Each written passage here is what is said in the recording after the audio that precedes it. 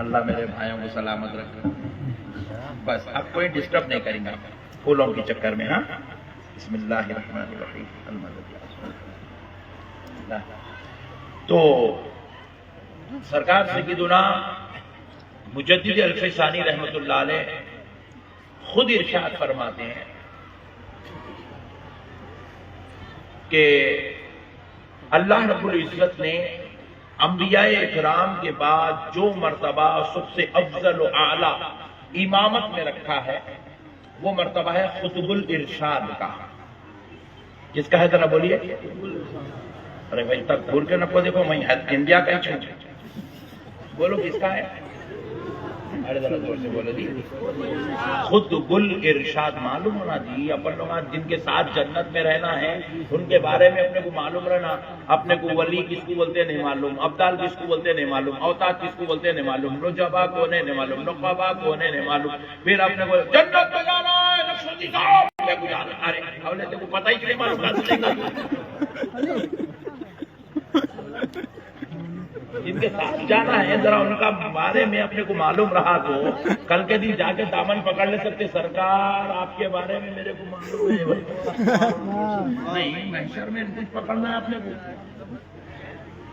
تو آپ معلوم کر لیجیے. خطب الارشاد سرکار مجدد الف ثانی فرماتے ہیں, شیخ احمد سرحدی رحمۃ اللہ علیہ فرماتے ہیں کہ سرکار خطب الارشاد کا مرتبہ انبیاء کے بعد ولایت میں سب سے اعلیٰ درجہ ہے. اور خطب الارشاد اس منصب کا مالک ہوتا ہے, اس درجے کا ولی ہوتا ہے, اللہ کا اتنا مقرب محبوب ہوتا ہے کہ اللہ رب العزت اپنی ساری نعمتیں, انعام و فضل, احسان و کرم خطب الارشاد پر اتارتا ہے اور خطب الارشاد تمام ولیوں میں تقسیم فرماتا ہے. تمام نعمتیں جو ولی کو جتنی دینا ہے, جس ولی تک جتنی پہنچانا ہے, خطب الارشاد کے در سے پہنچائی جائے. خطب الارشاد کے در سے پہنچائی جائے. اور سرکار مجدد الف ثانی فرماتے ہیں اس منصب پر حضرت آدم علیہ السلام کی امت کے اولیاء سے لے کر سرکار مولا علی المرتضیٰ کی ولادت تک اللہ نے اس منصب پر مولا علی المرتضیٰ کی روح کو فائز کیا. مولا علی کی روح اس منصب پہ فائز. سبحان اللہ سبحان اللہ. مولا علی کی روح اس منصب پر فائز. سبحان اللہ. سرکار مجدد الف ثانی فرماتے ہیں کہ حضرت آدم کی امت کے اولیاء سے لے کر ولادت مولا علی تک حضرت علی کی روح اس منصب پر فائز تھی کہ ان کی اس روح مبارک کے ذریعے سارے نبیوں کی امت کے اولیاء کو نعمتوں کی تقسیم کی جائے. پھر اس کے بعد فرماتے ہیں کہ جب مولا علی المرتضیٰ ولادت پائے, دنیا میں تشریف لائے, تو سرکار علی المرتضیٰ کو اللہ نے اس منصب پر بنفس نفیس پائی. اب حضرت علی کے ذریعے پورے اقطاع عالم میں جتنے اولیاء ہیں سب کو نعمت, انعام, احسان و فضل خدا حضرت علی کے ہاتھوں سے مولا علی کے ہاتھوں سے تقسیم کیا جانے لگا.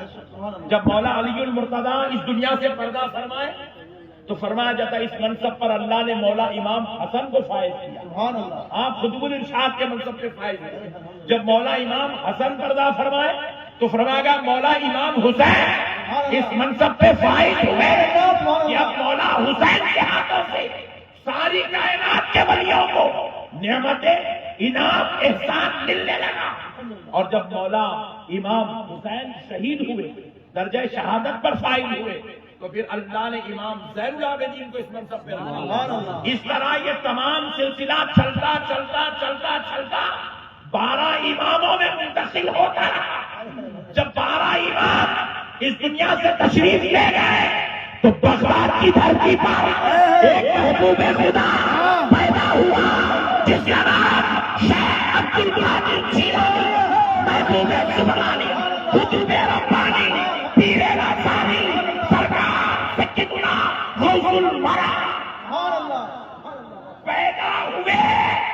پہلی ساتھ کے ساتھ غوث پاک اس منصب پہ فائز. غوث اعظم اس منصب پہ فائز ہوئے. اب سنیے فتح کی بات. غوث اعظم قطب الارشاد کے منصب پہ فائز ہوئے, لیکن غوث پاک پردہ فرمائے. مگر غوث اعظم سے یہ منصب نہیں لیا گیا. غوث اعظم سے یہ منصب نہیں لیا گیا. فرماتے ہیں قیامت کے قریب امام مہدی آنے تک یہ منصب غوث اعظم کے پاس ہی رہے گا. آج بھی جتنی نعمتیں ولیوں کو ملتی ہے وہ میرے پاس کی فوقت ہے.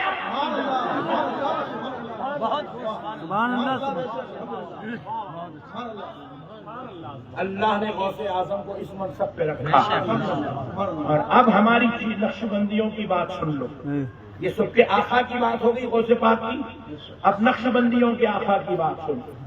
غوث پاک سب کے آقا, چشتیوں کے بھی آقا, نقش بندیوں کے آقا, کے آقا, رفاعیوں کے آقا ہے, بندہ نوازیوں کے آقا ہے, نظامیوں کے آقا ہے, رضویوں کے آقا ہے.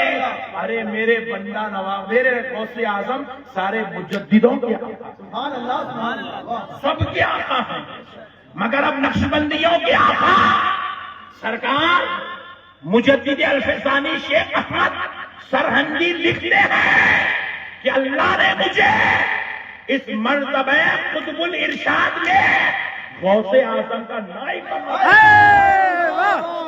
سبحان اللہ, سبحان اللہ. نعرہ تکبیر, نعرہ رسالت. اللہ نے مجھے غوث اعظم کا نائب بنا دیا. اللہ نے مجھے غوث اعظم کا نائب بنایا. اللہ اکبر. سرکار مجدد الفسانی فرماتا اللہ اکبر. کبھی جایا کرو بزرگوں کی بارگاہ میں. ہمیشہ یہاں جا رہے ہیں وہاں جا رہے ہیں, پھر رہے ہیں, خالی گٹکے کھا کے پیسے خراب کر رہے ہیں یو پی والے. جینٹس تو جینٹس, لیڈیز بھی کھا رہے ہیں, جبکہ وہ گٹکا جان لیوا ہے. یہ زردہ پہلے جو تھا 100 سال پہلے وہ زردہ پتے کا تھا, آج کا زردہ کیمیکل کا ہے. زبانہ سڑ جا رہے ہیں, جبڑے سڑ جا رہے ہیں, گردے سڑ جا رہے ہیں, پیٹ سڑ جا رہا, اندڑیاں خراب ہو جا رہی, پھر بھی پٹھے چھوڑ رہے نہیں, کھا رہے.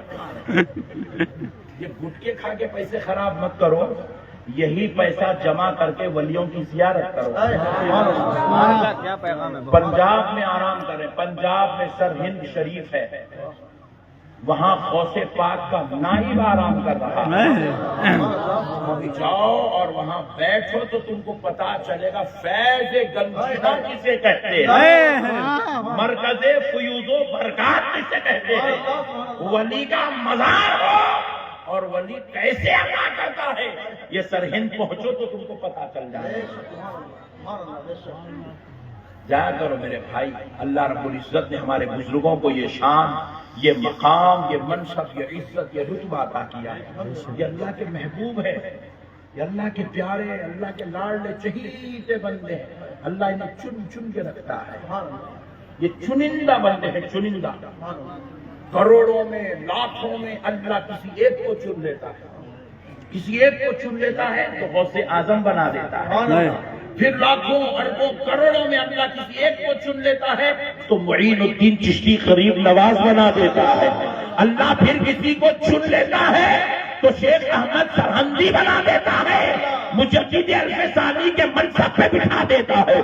پھر کسی کو چننا ہے تو شاہ عبدالحق محدث دہلوی بنا دیتا ہے. پھر کسی کو چننا ہے تو بندہ نواز بنا دیتا ہے. پھر کسی کو چننا ہے تو امام انوار اللہ فاروقی بنا دیتا ہے. پھر کسی کو چنتا ہے احمد رضا بنا دیتا ہے. پھر کسی کو چنتا ہے تو آفاق احمد مجددی بنا دیتا ہے. یہ اللہ کے چنندہ بندے, یہ سب نہیں بنتے. یہاں پہ یہ منصب پہ, یہ مقام پہ, یہ درجے پہ اللہ سب کو آنے نہیں دیتا. یہ منتخب بندے ہیں, اللہ ان کو چن لیتا ہے. منتخب ہے یا اللہ ان کو چن لیتا ہے.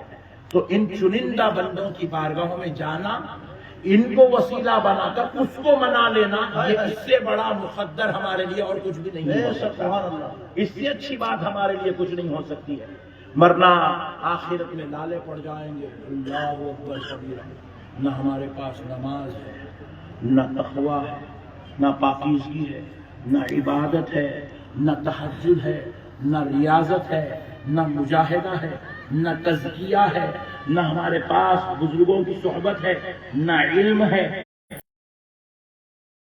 کرنے والا کوئی عمل ہے۔ ہم تو گناہ کار، بدکار، سیاکار، خطاکار، گناہوں سے بھرے ہوئے لوگ، کم سے کم ان بزرگوں کا دامن تھام لے، اللہ ان کے صدقے میں ہمارا دل پاک کرے گا، ہمیں متقی بننے کا موقع عطا کرے گا۔ ان سے وابستہ رہیں، ان کو پکڑ لیں، ان سے جڑ جائیں۔ پیارے بزرگ اور دوستو، اب آئیں، میں آپ کو چلتا ہوں سرکار سیدنا امام اعظم ابو حنیفہ رحمۃ اللہ تعالی علیہ رضی اللہ تعالی عنہ کی بارگاہ میں۔ سرکار سیدنا امام اعظم ابو حنیفہ رحمۃ اللہ علیہ پر جتنی تہمتیں لگی ہیں، جتنے الزام لگے ہیں، جتنی انگلیاں اٹھی ہیں، جتنی برائی کی گئی ہے امام اعظم کی، میں سمجھتا ہوں اس زمین پر انبیاء کے بعد اتنی برائی، اتنی تکلیفیں، اتنی زبان درازیاں کسی اور کے لیے نہیں ہوئی۔ اس کائنات کے 1400 سالہ مظلوم امام کا نام امام اعظم ابو حنیفہ ہے۔ آج بھی ایسے جاہل، ایسے نالائق، جن کو طہارت کا مسئلہ نہیں معلوم ہے، جن کو وضو کے حالات سے واقفیت نہیں ہے، جن کو رائے برابر کا بھی علم نہیں ہے، جو سورہ فاتحہ، جو نماز کے واجبات و فرائض سے واقف نہیں ہے، ایسے نمبری جاہل، ایسے بیوقوف لوگ آج بھی ممبروں میں ٹھہر کر، محرابوں میں بیٹھ کر سرکار امام اعظم ابو حنیفہ رحمۃ اللہ علیہ کی گستاخیاں کرتے ہیں۔ مسلمان میرے امام سرکار امام اعظم کی سبحان اللہ، سبحان اللہ، واہ 80% مسلمان آج بھی دنیا میں۔ واہ، امام شافعی کے ماننے والے کچھ ہیں، امام مالک کے ماننے والے کچھ ہیں، امام احمد بن حنبل کے ماننے والے کچھ ہیں، مگر باقی جو کچھ ہے وہ سب امام اعظم ابو حنیفہ کے ماننے۔ آج بھی دنیا میں 80% مسلمان سرکار سیدنا امام اعظم ابو حنیفہ رحمۃ اللہ تعالی علیہ کی تقلید کرتے ہیں، آپ کے وسیلے سے اپنے خدا تک، اپنے نبی تک پہنچتے ہیں۔ پیارے بزرگ اور دوستو، میں نے جو آیت مبارکہ کی تلاوت کی، وَمَن يُشَاقِقِ الرَّسُولَ، اللہ رب العزت ارشاد فرماتا ہے جو شخص رسول اللہ صلی اللہ علیہ وسلم کی مخالفت کرتا ہے، کیا کرتا ہے؟ حضور کی مخالفت کرتا ہے، من بعد ما تبین لہ الہدی، اس کے بعد کہ اس پر ہدایت کی راہ واضح ہو چکی ہے۔ حضور پاک علیہ السلام نے اس کو سارے راستے دکھا دیے ہیں، اس کو اللہ کے حبیب علیہ السلام کی طرف سے علم نصیب ہوا ہے۔ پھر اس کے بعد فرمایا جاتا ہے وَيَتَّبِعْ غَيْرَ سَبِيلِ الْمُؤْمِنِينَ، فرمایا گیا اور وہ مسلمانوں کے طریقے سے الگ ہو کر نیا طریقہ بناتا ہے۔ وَيَتَّبِعْ غَيْرَ سَبِيلِ الْمُؤْمِنِينَ، مسلمانوں کا راستہ چھوڑ کر وہ ایک نیا راستہ اختیار کرتا ہے۔ پھر فرمایا گیا نُوَلِّهِ مَا تَوَلَّى، تو پھر ہم اس کو گمراہی کی طرف پھیر دھکیل دیں گے، گمراہی کی طرف۔ وَنُصْلِيهِ جَهَنَّمَ، اللہ رب العزت فرماتا ہے اور پھر اسے دوزخ میں ڈال دیں گے۔ وَسَاءَتْ مَصِيرًا، اور وہ جہنم بہت برا ٹھکانہ ہے۔ اب آئیے، یہ تو آیت میں نے آپ کو سنا دی، آیت کا ترجمہ بھی سنا دیا، اب اس کی تفسیر ہم کوئی اپنی طرف سے نہیں کریں گے یا اسٹیج کے کسی مولوی صاحب، عالم صاحب سے نہیں لیں گے، ہم اس کی تفسیر لیں گے حضرت سیدنا امام طحاوی نے جس سے تفسیر لی ہے، جس کو دلیل بنایا ہے، تفسیر مظہری،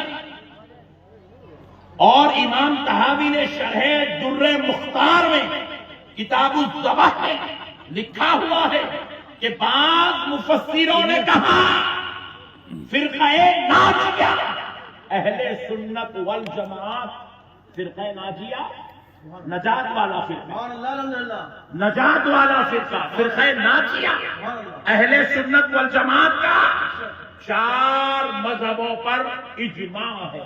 4 مذہب اس فرقہ ناجیہ میں ہے اور یہ فرقہ ناجیہ یہ 4 مذہبوں پر ٹکا ہوا ہے.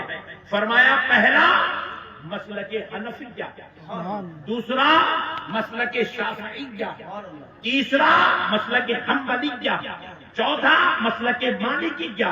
یہ چاروں مذاہب پر یہ مسلک اہل سنت والجماعت ٹکا ہوا ہے. اور فرماتے ہیں اس آیت کی تفسیر میں کہ جو ان چاروں میں سے کسی ایک میں ہو جائے وہ ہدایت کی طرف آ گیا، اور اگر چاروں کو ٹھکرا دیا تو فرماتے ہیں وہ گمراہ ہو گیا، بد دین ہو گیا، بد مذہب ہو گیا، اور اس کا ٹھکانہ جہنم. اس کا ٹھکانہ بولیے، اس کا ٹھکانہ جہنم. حنفی بنے، شافعی بنے، مالکی بنے یا نہیں تو کم سے کم حنبلی بنے. لیکن اگر چاروں میں سے کوئی ایک بھی نہیں بنے تو پھر وہ جہنمی بنے. کیا بنے؟ ذرا زور سے بولیے. ایک بات یاد رکھ لو، آج کل بعض لوگ سینے پہ ہاتھ رکھ کے نماز پڑھ رہے ہیں. سینے پہ ہاتھ رکھ کے. قسم خدا کی نہ امام اعظم نے رکھا، نہ یہ امام شافعی کا طریقہ ہے، نہ یہ امام مالک کا طریقہ ہے، نہ یہ امام احمد بن حنبل کا طریقہ ہے. یہ طریقہ صرف خواتین کا ہے.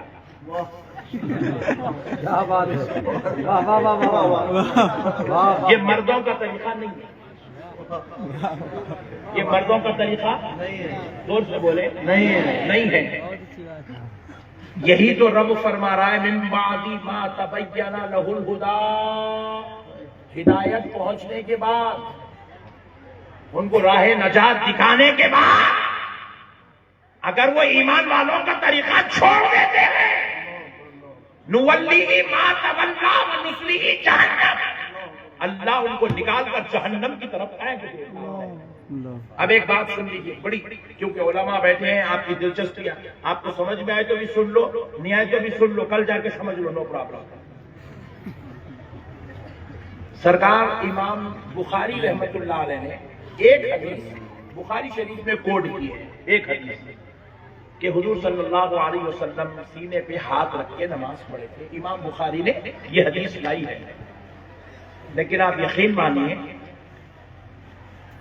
اس حدیث کی جو روایت کرنے والے راوی ہیں ان میں سے 3 راوی کوفہ والے. کہاں والے؟ کوفہ والے. اور امام بخاری فرماتے ہیں اگر مجھے کوئی 1,00,000 حدیثیں دے اور ان کا تعلق کوفہ سے ہو تو میں ایک حدیث کو بھی قبول نہیں کروں گا. میں ایک حدیث کو بھی قبول نہیں کروں گا. پھر لوگوں نے پوچھا حضرت آپ کوفیوں سے اتنا چڑتے ہیں؟ کیونکہ وہ علی کے خاتون ہیں، وہ اہل بیت کے دشمن ہیں، وہ باغیان اہل بیت ہیں. حضرت آپ کوفیوں سے اتنا چڑتے ہیں، کہتے ہیں وہ دھوکے باز ہیں، تو پھر آپ نے یہ حدیث کیوں لی؟ تو آپ فرماتے ہیں یہ حدیث جس صحابی سے آئی ہے میں نے کوفیوں کو دیکھ کر نہیں، برکتاً اس صحابی کی وجہ سے یہ حدیث لی. صحابی کی برکت کے لیے میں نے حدیث لی، ورنہ اس حدیث پر میرا بھی عمل. امام بخاری خود سینے پہ ہاتھ رکھ کے نماز نہیں پڑھتے. بھائی دیکھو میں آپ کو بول رہا ہوں مسواک کرو، کل میں جا کے برش کرا تو آپ بولیں گے رات میں باتیں الگ، دن میں کام الگ. نہیں بات سمجھ میں آ رہی ہے؟ تو پھر امام بخاری حدیث لائے تو پھر امام بخاری خود کرنا نا.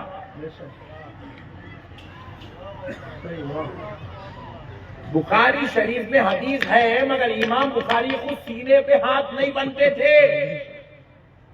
امام بخاری کا خود عمل نہیں تھا، وہ سینے پہ ہاتھ نہیں بنتے تھے.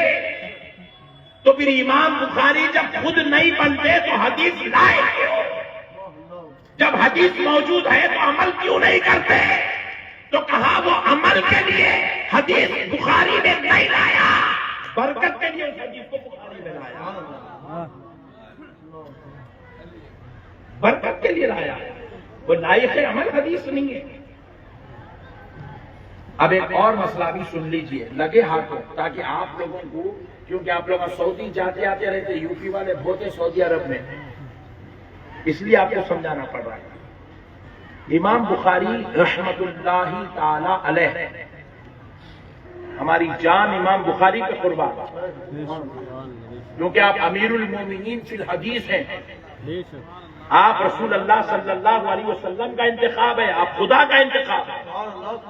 سرکار امام بخاری رحمت اللہ علیہ نے، بخاری نے ایک حدیث لائی، میں حدیث آپ کو بعد میں سناتا ہوں، پہلے ایک مسئلہ پوچھتا ہوں۔ یہاں پر جتنے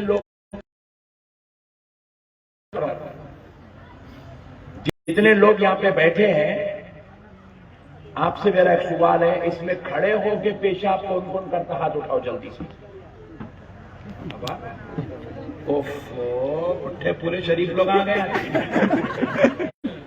مسئلے کو سمجھیا، ہم میں سے کوئی ٹھہر کے پیشاب نہیں کرتا، کیونکہ ہمارے پاس عرف عام میں یہ مشہور ہے، ٹھہر کے پیشاب کرنا یہودیوں، عیسائیوں، کافروں کی علامت ہے، کافروں کا طریقہ ہے۔ مسلمان بیٹھ کر پیشاب کرتا ہے، مسلمان بیٹھ کے کھانا کھاتا ہے، مسلمان بیٹھ کے غسل کرتا ہے، نہ کھڑے ہو کے غسل کرتا، نہ کھڑے ہو کے پیشاب کرتا، نہ کھڑے ہو کے کھانا کھاتا۔ یہ مسلمانوں کا طریقہ، مگر خدا کی قسم کان کھول کے سنو، بخاری میں جو حدیث امام بخاری نے لائی ہے وہ بیٹھ کے پیشاب کرنے کی نہیں، وہ کھڑے ہو کے پیشاب کرنے کی۔ آ گئے آپ چکر میں، پوری دنیا کا عمل ایک ہے، بخاری کی حدیث ایک ہے۔ اچھا میں بازو والوں کو بھی پوچھا، میں بولا پٹھے،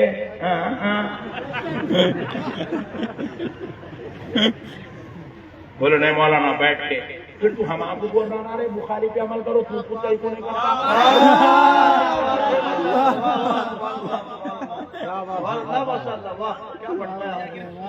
حدیث تو ہے بخاری کی، لیکن خدا کی قسم ہر کوئی عمل نہیں کرے گا۔ کون کرے گا؟ یہ حکمت ہے۔ میرے امام اعظم سمجھ میں آئیں گے آپ کو، یہ مسئلے سمجھ گئے تو کون عمل کریں گے؟ یہ حدیث بخاری نے، خدا کی قسم میرے مصطفیٰ کا عمل ہے، عمل تو ہوگا مگر کون عمل کرے گا؟ امام بخاری نہیں بتائیں گے۔ یہ حدیث پہ عمل کون کرے گا؟ امام اعظم بتائے گا، سرکار امام اعظم، کیونکہ امام بخاری کا نام مسئلے بتانا نہیں ہے، امام بخاری کا کام حدیث بتانا ہے، امام اعظم کا کام